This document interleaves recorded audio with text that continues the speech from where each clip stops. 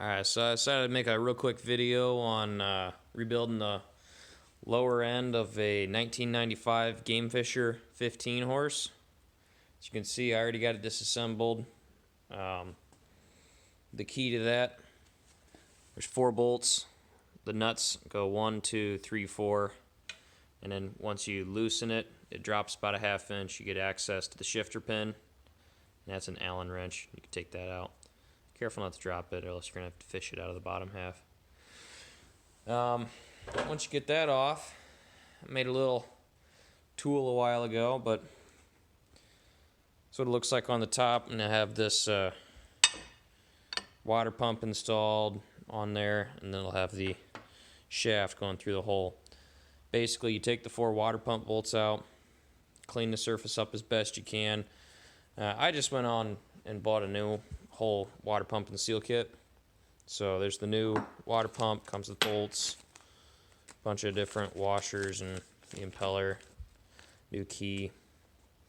Then I also bought a seal kit because I was having water leak into mine, so bottom plate. So I bought a whole seal kit and replaced all the seals. So what that includes is this seal here for the bottom of the water pump housing, a seal down here for the shifter shaft. There was not a seal for that bolt. I just put some ultimate gray sealant on there. The nut to take off this lower half, it's right here. And comes with this gasket. I also put Permatex on both sides of that gasket to really help it seal.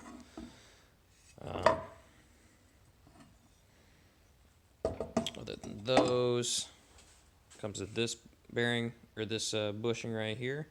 This was a really difficult one to get out. I ended up having to get the Dremel and grind it to the edge and then pry it. A lot of work.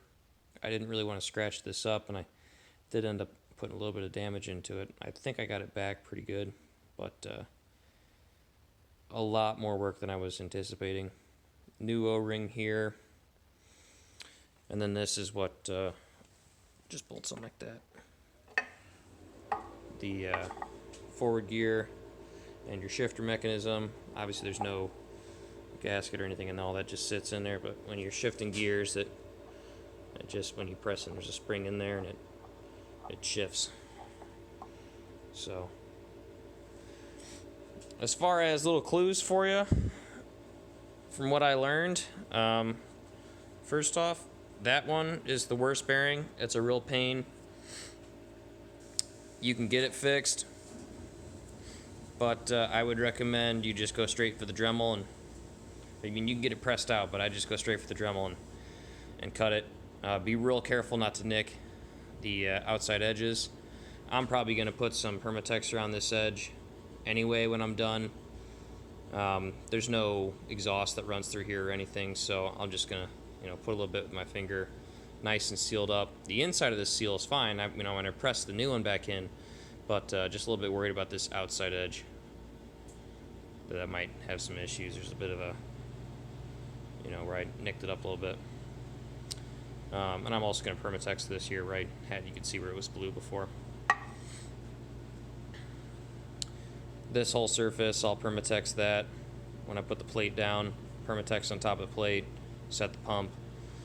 It just, everything you want to be as sealed up as possible. No way for water to get in, and therefore it'll last a little bit longer in theory. I mean, you don't want it to mess with the impeller blades at all and start binding them up, but actually it doesn't even look that bad. But I got the new one in.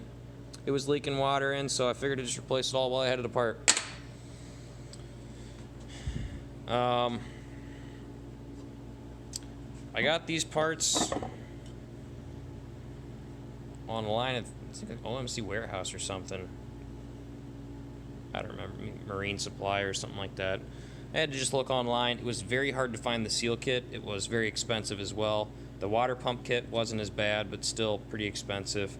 compared to most outboards. My Johnson, for example, was like $40, and this was almost 200 for all the seals. It makes you wonder a little bit. Maybe I was better off just getting a different motor. But you know, like another Johnson, like I have the 9.9. But since I had it, it's a really good running motor. I figured I'd fix this bottom end. If you got questions on how it all goes back together, go ahead and put comments down underneath. I'll try to respond to them. And if you want to see other videos as well on how something came apart, I've pretty much rebuilt all of this motor, so let me know.